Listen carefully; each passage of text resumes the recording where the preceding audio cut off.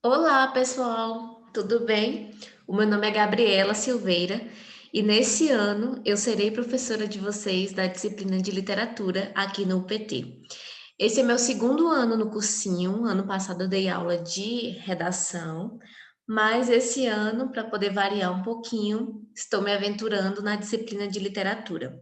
Eu sou graduada em letras pela UESB de Jequié e hoje em dia eu faço mestrado em letras pela UESB de Vitória da Conquista. E eu espero que em breve a gente possa se conhecer virtualmente. E já para adiantar as emoções desse começo, eu gostaria de dizer que é muito estranho trabalhar nesse formato de ensino remoto, mas eu espero que dê tudo certo e que a gente consiga ter momentos proveitosos nessas disciplinas.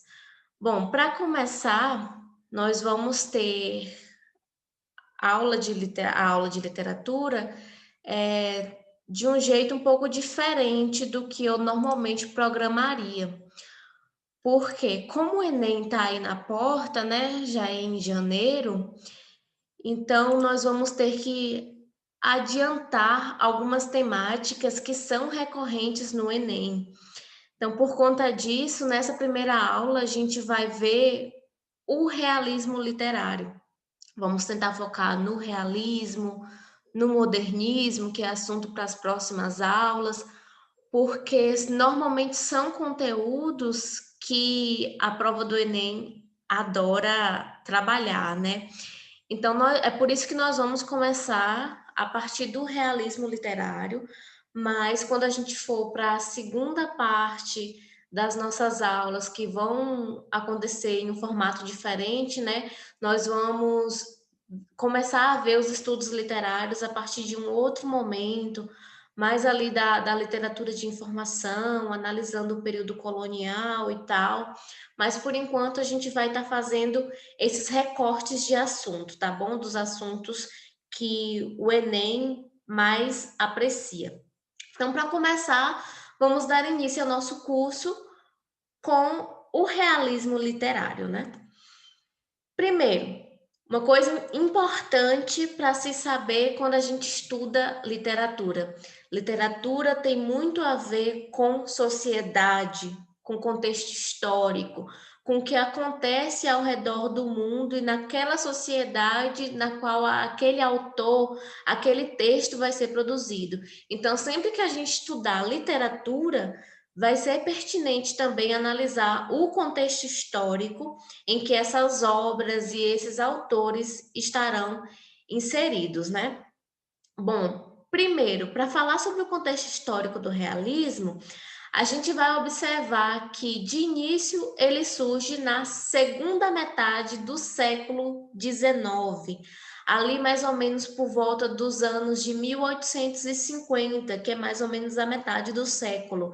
E isso na Europa, eu estou falando inicialmente de contexto europeu. E o realismo surge com o objetivo de ser uma escola literária, um período literário, uma fase literária antirromântica. Ah, isso quer dizer o quê, Pro?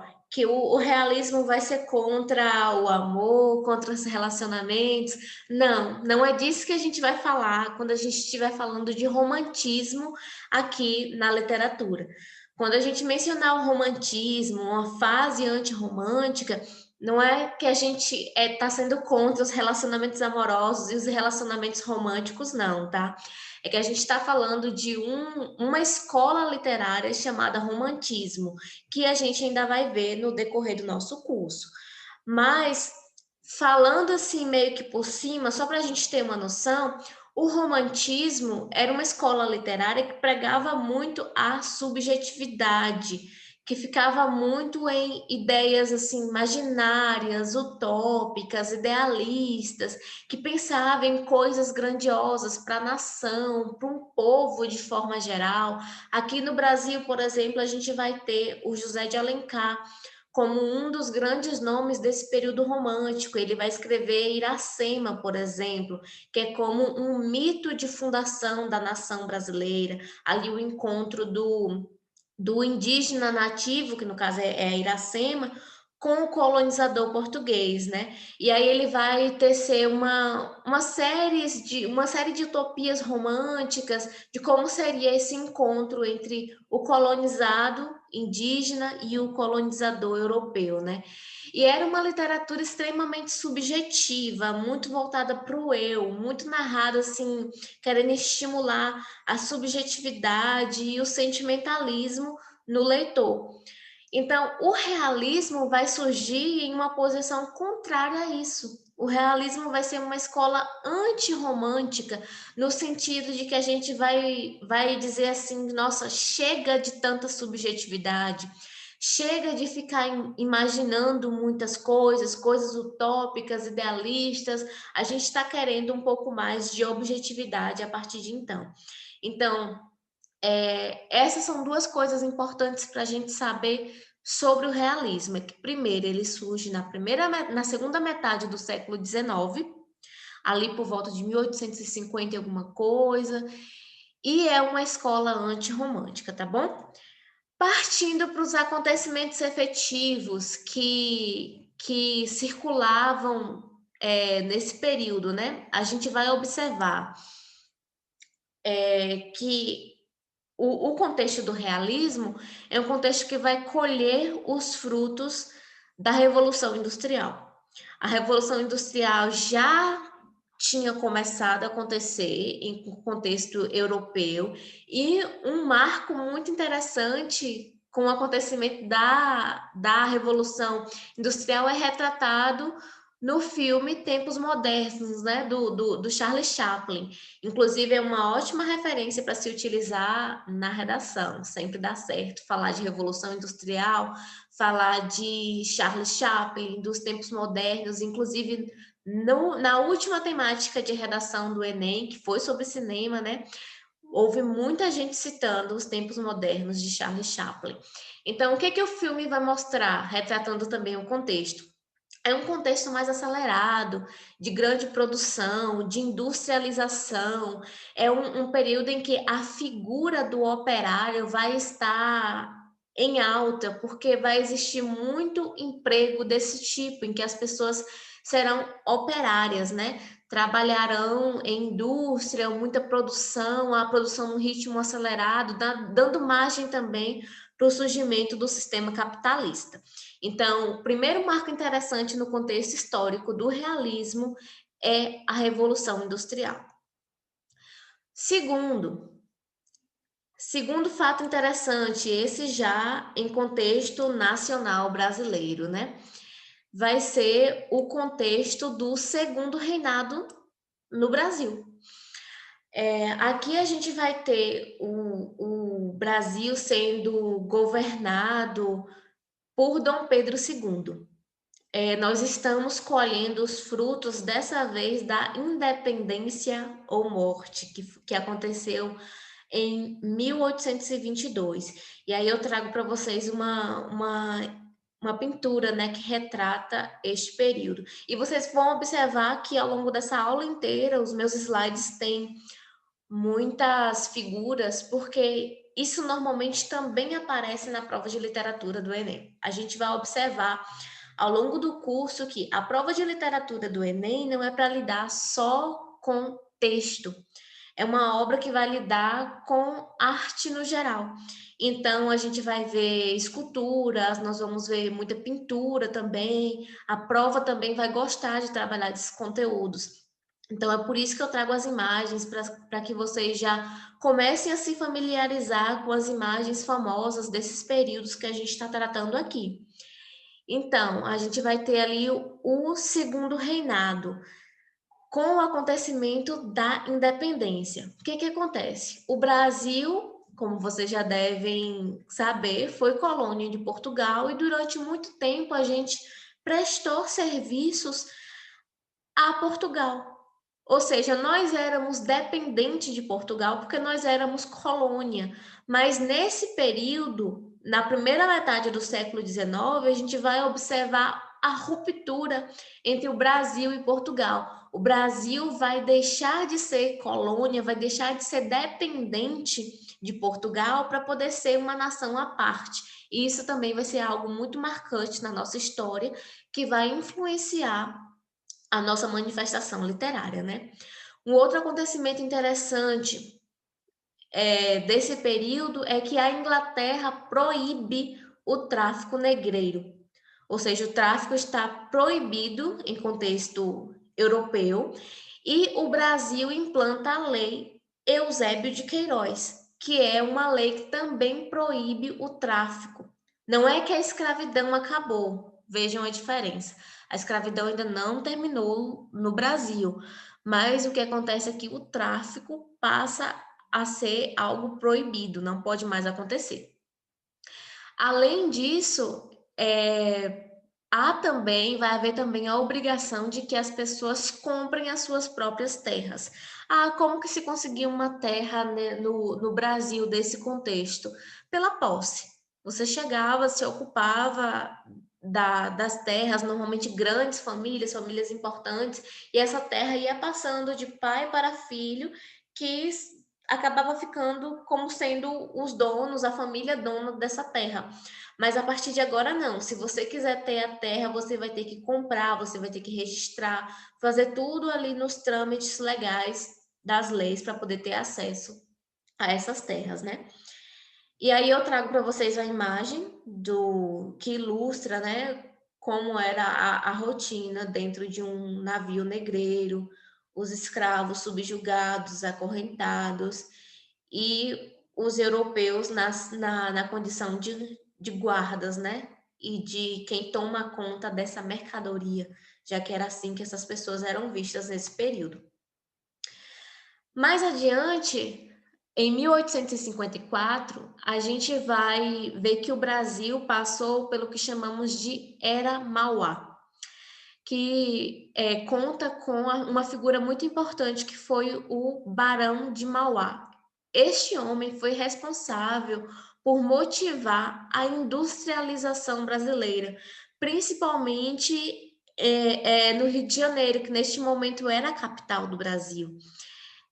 O Rio de Janeiro vai ganhar, então, a primeira ferrovia em solo nacional. Ou seja, a primeira ferrovia que o Brasil teve foi deste período e é lá do Rio de Janeiro. E aí eu trago para vocês uma imagem, né, que representa este período. Então, a industrialização lá dos tempos modernos de Charles Chaplin está começando a chegar aqui no Brasil também. Outras leis importantes do período vai ser a Lei do Ventre Livre, de 1871, que é uma lei que vai dizer que os filhos de pessoas escravizadas serão agora livres, ou seja, filhos de escravos e escravas nascerão livres, não serão mais escravos, apesar de seus pais continuarem em regime de escravidão. E algum tempo depois, em 1885, a gente vai observar a lei do sexagenário, que vai dizer que pessoas com mais de 60 anos estão livres da escravidão, né? Deverão ser libertas, não viverão mais em regime de escravidão.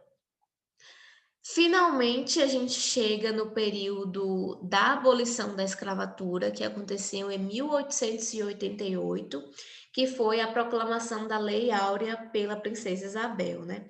E a partir daí, muita coisa se modificou em contexto nacional. Por quê? Naquele período lá do tráfico negreiro, quando foi proibido, nessa imagem aqui, já houve uma mudança grande na economia nacional, porque o foco da produção deixou de ser a produção de cana-de-açúcar, que acontecia muito no Nordeste. E aí, essa produção migra para o centro-sul e sudeste do país, e a gente vai ter o foco agora na produção de café.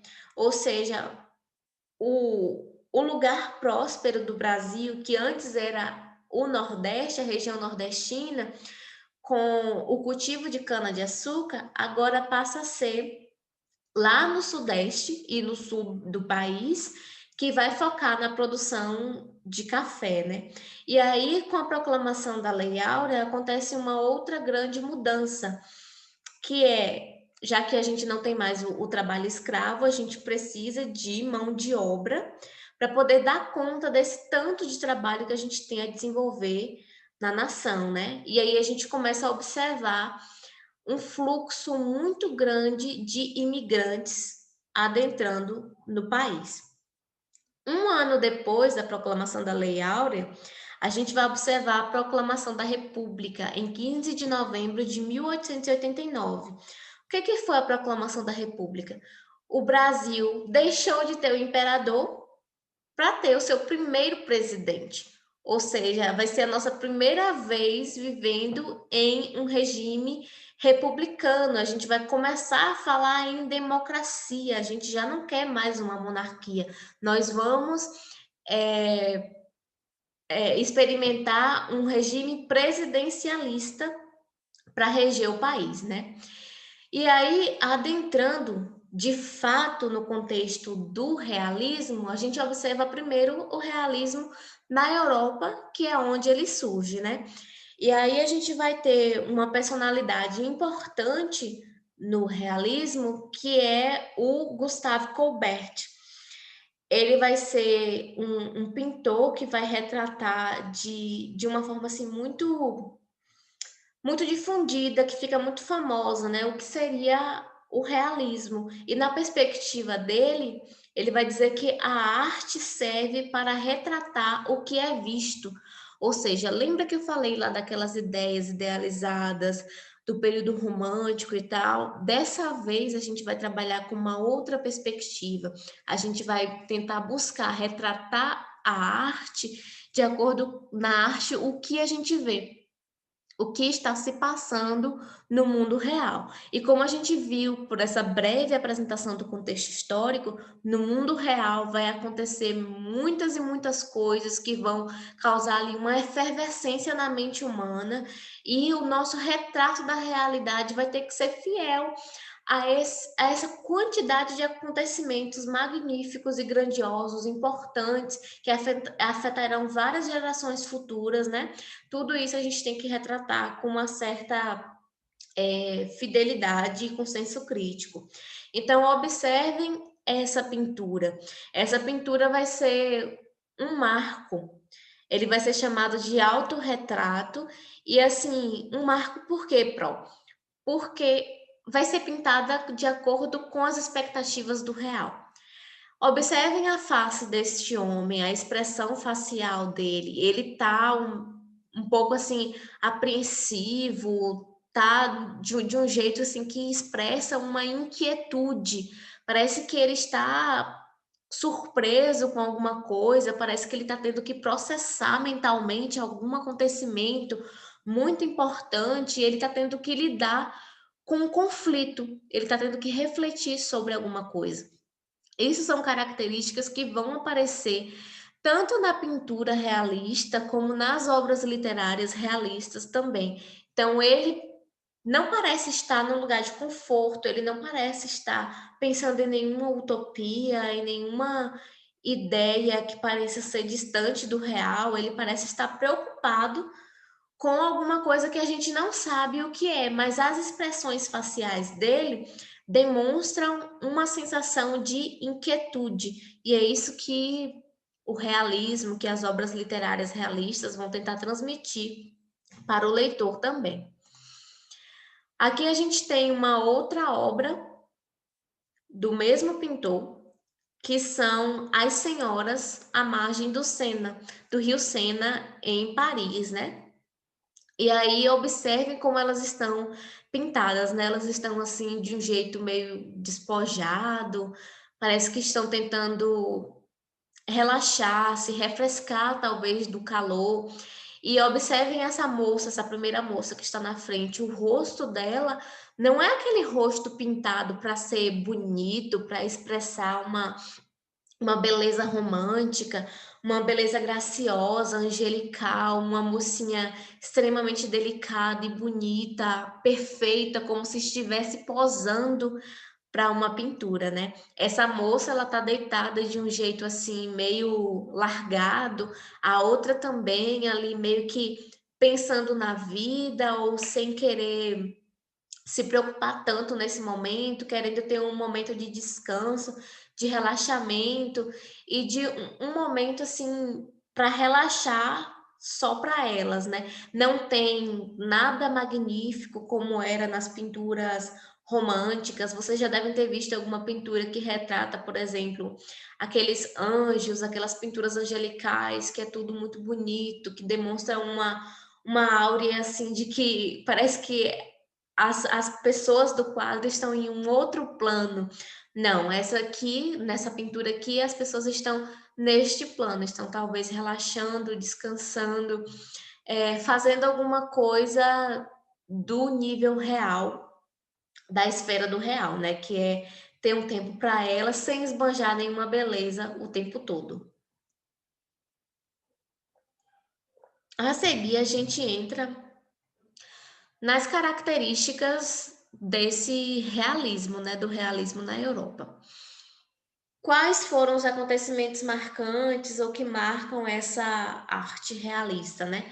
Como eu já mencionei para vocês, a Revolução Industrial vem para marcar muito a forma como a sociedade se expressa, como a sociedade pensa ela mesma, até porque surge um outro modo de pensar a sociedade que vai ser o modo do sistema capitalista, né? A gente vai começar a viver uma efervescência, a gente vai começar a pensar de que tempo é dinheiro, que eu preciso fazer o meu dinheiro, adquirir patrimônios, adquirir bens, deixar, porque afinal de contas as pessoas têm famílias para poder sustentar, para poder deixar isso que elas produzem, né? Em vida. Então, a Revolução Industrial vai proporcionar também uma produção em massa, ou seja, a gente vai começar a ter acesso a coisas que talvez em outros períodos fossem muito raros de se conseguir. Então, a Revolução Industrial vai trazer essas possibilidades para as pessoas, né? Isso vai interferir no nosso jeito de pensar a sociedade. Uma outra coisa marcante também vão ser as teorias científicas. A gente tem aí a teoria evolucionista de Charles Darwin, que vai aparecer para dizer que o ser humano vai evoluir ao longo do tempo, que as espécies evoluem ao longo do tempo e para o período, essa é uma teoria científica bastante ousada, né? Até porque vai confrontar diretamente ideais da igreja, os ideais criacionistas da igreja, que diziam que a humanidade, o mundo foi criado por Deus. O evolucionismo de Charles Darwin vai dizer que não, que a gente já está aqui há um certo tempo e a gente vai se modificando e a partir de espécies primárias a gente vai se desenvolvendo e se aprimorando enquanto outras espécies, né? A gente vai ter também a marcação de teorias como o determinismo, o positivismo e o socialismo. No socialismo a gente vai ter uma figura importante do período que vai ser o Karl Marx, que ali, né, pensando já os efeitos do sistema capitalista, ele vai começar a desenvolver uma teoria socialista para pensar a sociedade. O positivismo foi um movimento que, assim, na verdade, todas essas teorias, né, a gente vai pensar que a gente precisa de comprovação.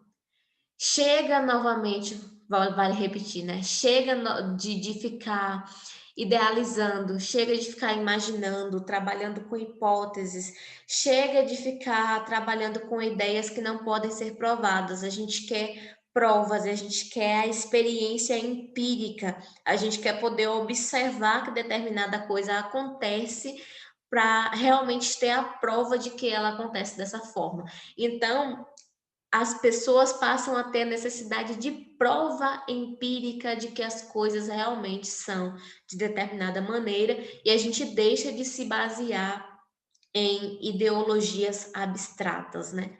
E aí algo muito marcante que vai surgir desse contexto histórico vai ser a objetividade na descrição da realidade.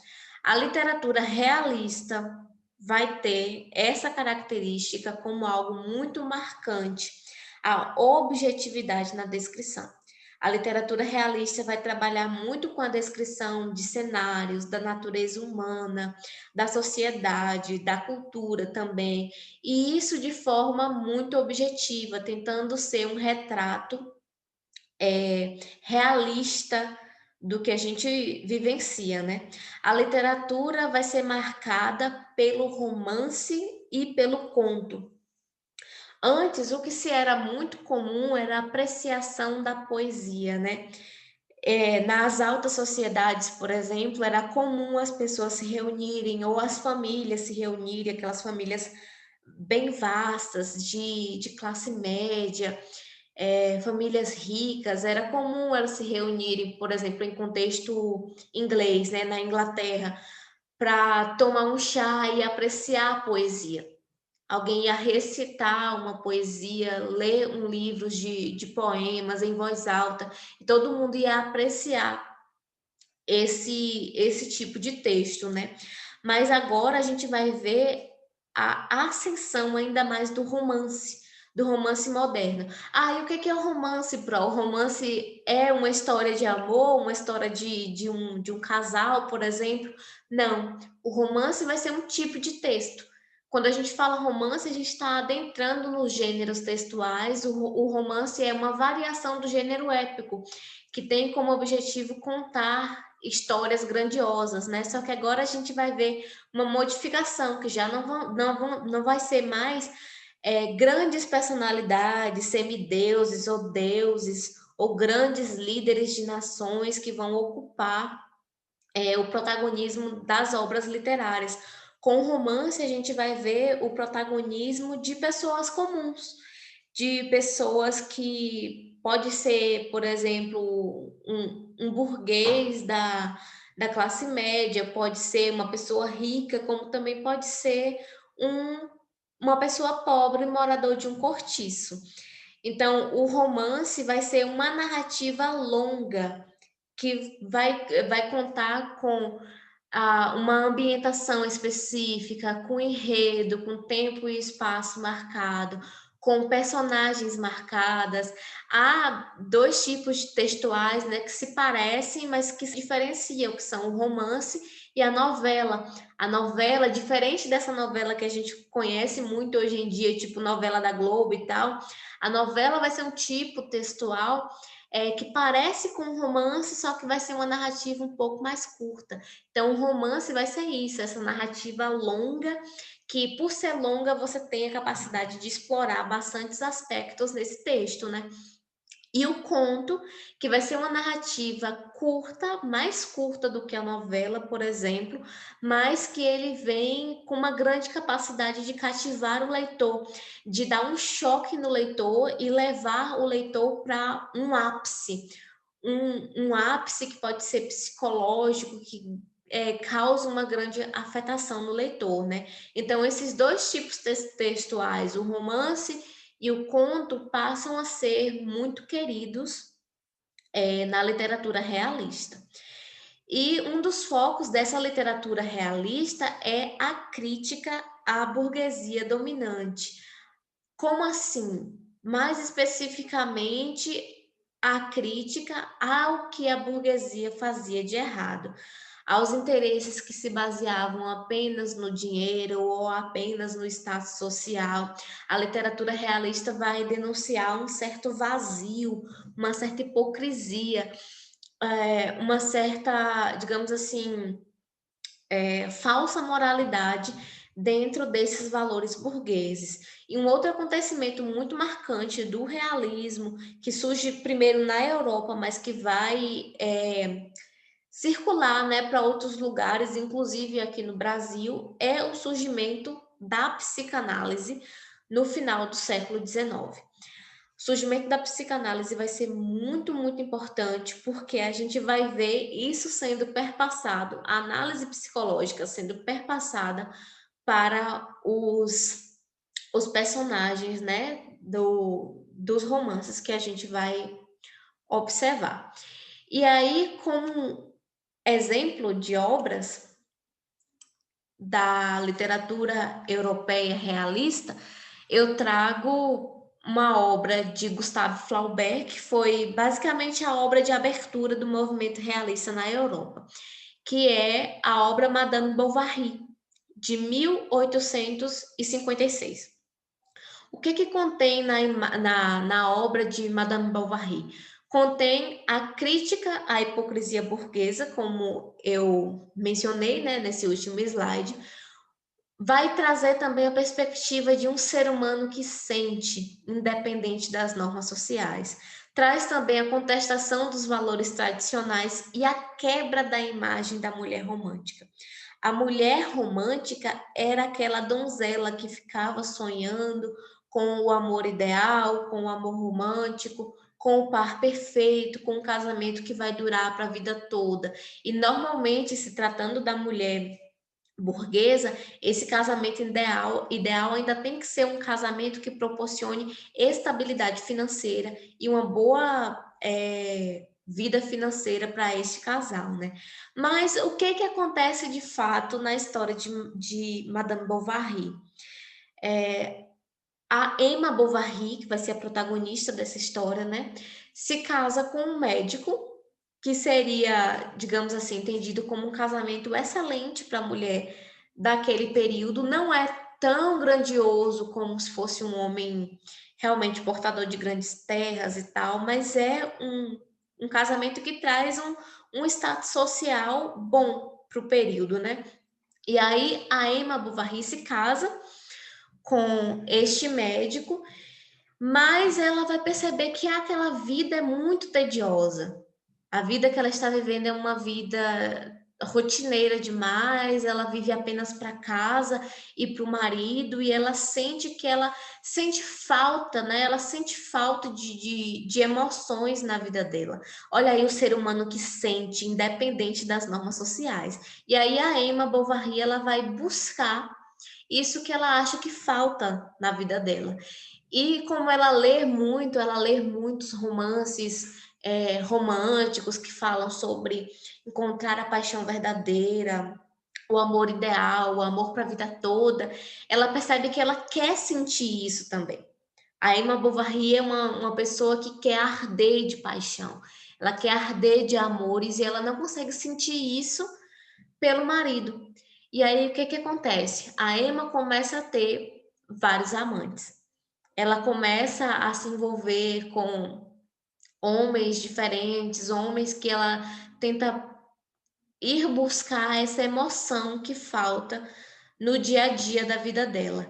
E aí ela também sente a necessidade de se sentir uma mulher bonita, de se sentir uma mulher atraente, e a Emma Bovary vai adquirindo dívidas, ela vai gastando muito dinheiro em roupas sofisticadas, até porque ela precisa estar bonita para conquistar novas pessoas, né? E aí isso vai virando uma bola de neve, ela vai percebendo que nenhuma dessas paixões é de fato o que ela busca, nenhuma dessas paixões parece preencher esse vazio que ela sente. E aí o final desse romance, eu não vou contar para vocês porque eu não vou dar spoiler, mas o final acaba sendo surpreendentemente trágico, é um romance que tem um final pessimista, como muitos romances realistas, esse final pessimista vai ser marcante nesse tipo de literatura, né? Ah, Pro, mas eu não vou ter tempo de conhecer o Emma Bovary, até porque é um clássico, vai ter linguagem difícil, eu não vou conseguir entender direito, não tem tempo, o Enem já está aí na porta. Tudo bem, sugiro que você assista ao filme. Tem um filme disponível na Netflix que é o filme que corresponde a essa imagem que eu coloquei no slide. Essa moça é a atriz que interpreta a Emma Bovary. É uma adaptação muito boa, o filme é muito instigante. Então eu recomendo que vocês assistam, mas que assistam também tentando procurar essas características, né? A crítica à hipocrisia burguesa, o ser humano que sente independente das normas sociais, porque naquele período a traição era uma coisa abominável para a mulher cometer. Então, a Emma vai transgredir essas normas sociais a partir do momento que ela percebe que o casamento não é isso que se dizem, que não é no casamento que a mulher vai se realizar, assim como ela não se sente realizada nesse casamento, né? Vai ter a contestação dos valores tradicionais, é isso que vocês também vão buscar, né? Ah, essa é uma mulher que está em busca da satisfação sexual e da satisfação emocional também. E isso não era uma coisa comum para a sociedade do período. A mulher não podia ocupar este lugar, já que ela é uma figura que deverá casar, ter filhos e cuidar da família. Esse é o valor tradicional que vigorava no período. Então a Emma vai transgredir esse pensamento, né? E vai haver, claro, a quebra da imagem da mulher romântica. A mulher da escola romântica, do romantismo, ela nunca faria algo desse tipo. A mulher do romantismo é aquela que tem as suas expectativas no casamento, que tem as suas expectativas no amor romântico, em viver para o amado. Então há aí uma ruptura, né, dessa donzela romântica. A nossa protagonista realista já não vai ter mais essa característica de donzela inocente que só espera, só aguarda a presença do homem amado, né? E aí, outra obra realista em contexto europeu, agora uma obra de Portugal, é a obra do Eça de Queiroz, O Primo Basílio, que vai ser uma obra que também vai fazer uma crítica à burguesia, vai denunciar a hipocrisia da burguesia, vai falar de traição também, e também vai haver a contestação dos valores tradicionais. Com aspectos muito parecidos com o de Madame Bovary, a personagem principal aqui do Primo Basílio também vai trair.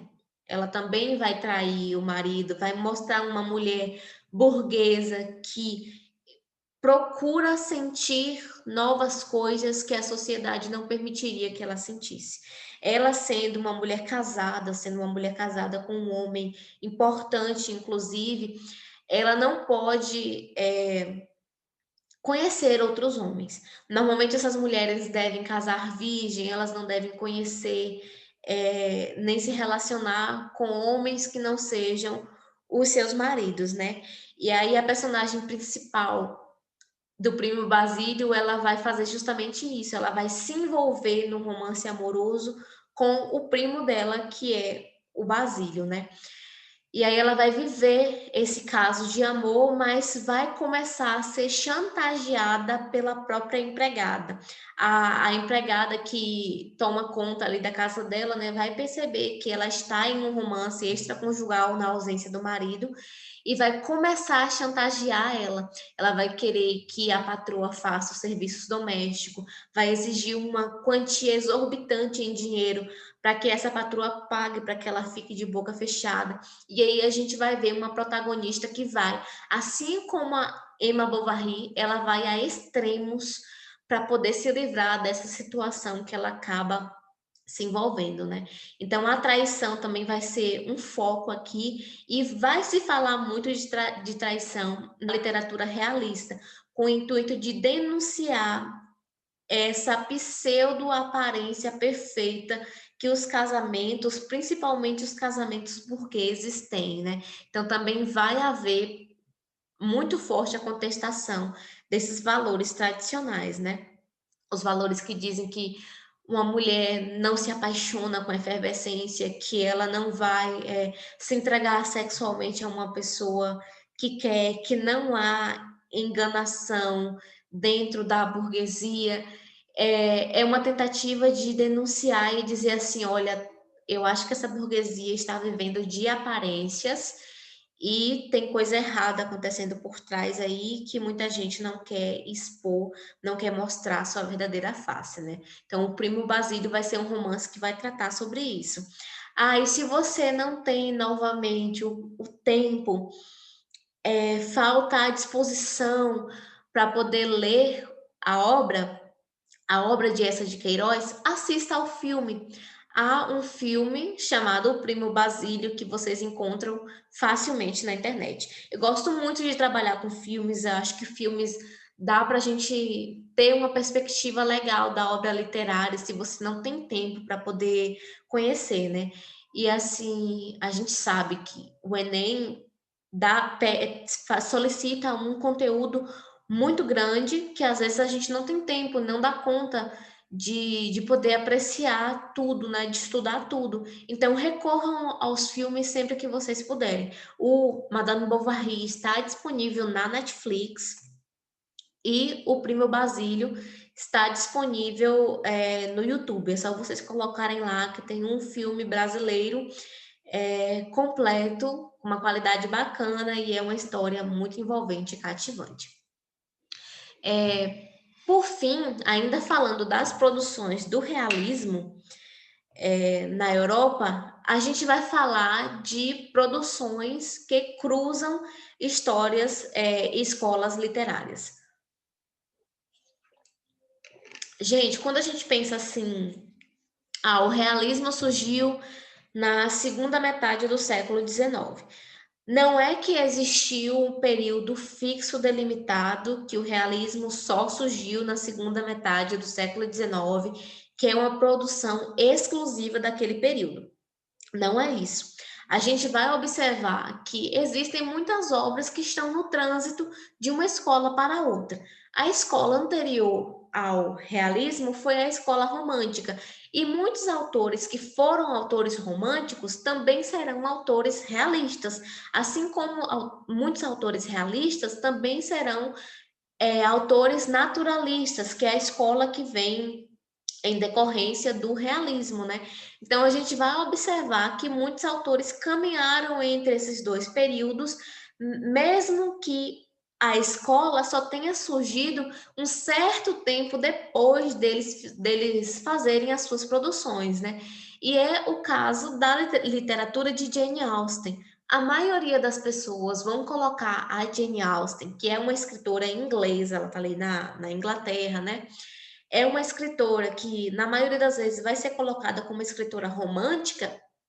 No realismo, ela vai ter um pezinho também.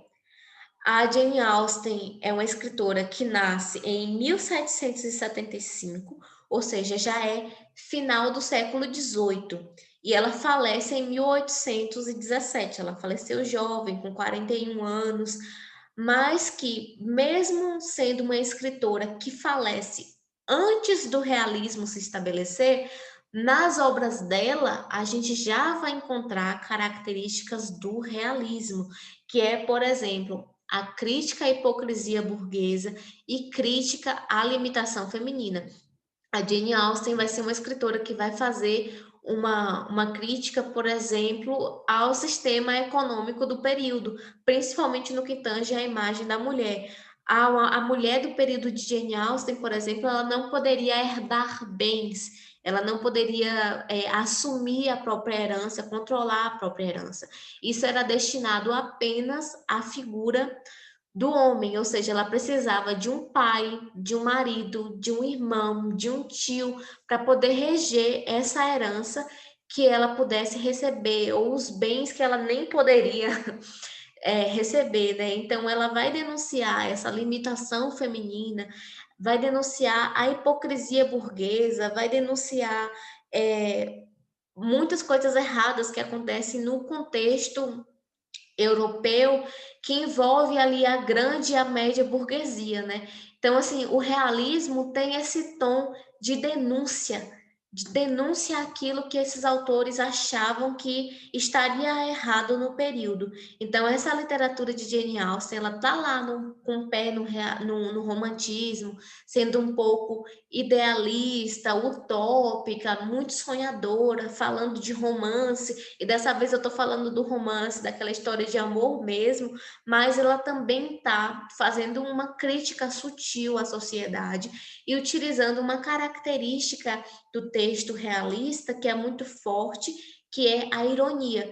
Então, não é porque a gente diz que o realismo surgiu ali na segunda metade do século XIX que Apenas as obras produzidas nesse período serão ditas como realistas, tá bom? A gente vai ter obras e autores aí que estão fazendo a transição entre esses períodos.